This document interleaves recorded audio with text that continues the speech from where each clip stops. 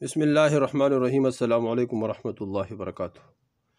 دوستو یہ وظیفہ بہت زبردست ہے۔ یہ اللہ جل شانہ کے 4 نام ہے، جو اس کو روزانہ پڑھے گا اس ترتیب سے اللہ جل شانہ اس کے رزق میں برکت عطا فرمائے گا، اور اللہ جل شانہ اس کے رزق کو وسیع فرمائے گا۔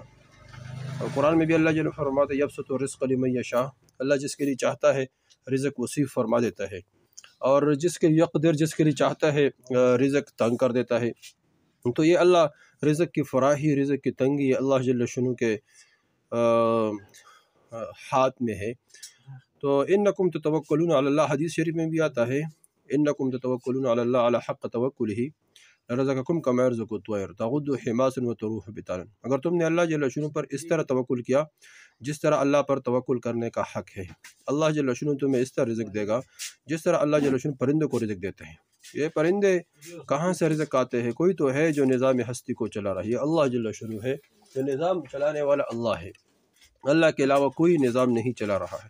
تو اس طرح یہ پرندوں کو دیکھو، آپ باغ میں چلے جاؤ کہیں، اور باغ سے سب سے زبردست اور خوبصورت پھل آپ کاٹو، دیکھو تو اس میں سب سے پہلے سب سے پہلے کسی پرندے نے اس پہ چونچ ماری ہوگی، کسی پرندے کا نشان ہوگا۔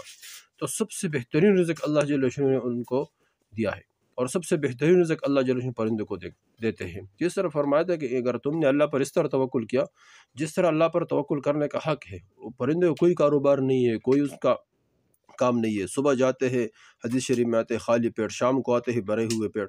کون دیتا ہے رزق؟ یہ اللہ ہے جو پرندوں کو، جو سارے کائنات کو، جو سارے مخلوقات کو رزق دیتا ہے۔ تو اس طرح دیکھو یہ وظیفہ جو آدمی کرے گا تو اللہ جل شانہ انسان کے ضروریات، حاجات، انسان کے رزق کا معاملہ وہاں سے حل فرمائے گا جہاں سے انسان نا امید ہو چکا ہو، جہاں انسان کے وہم اور گمان بھی نہ ہو۔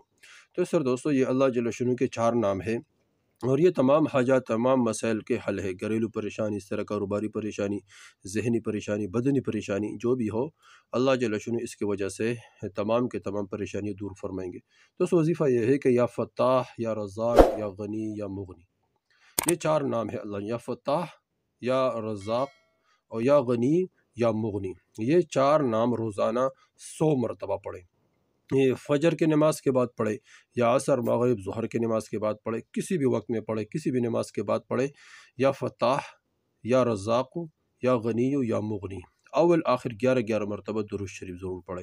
اول میں بھی 11 مرتبہ درود شریف پڑھے، آخر میں پھر 11 مرتبہ درود شریف پڑھے، درمیان میں یا فتاح، یا رزاق، یا غنی، یا مغنی پڑھیں، اور اس کے بعد دعا مانگے۔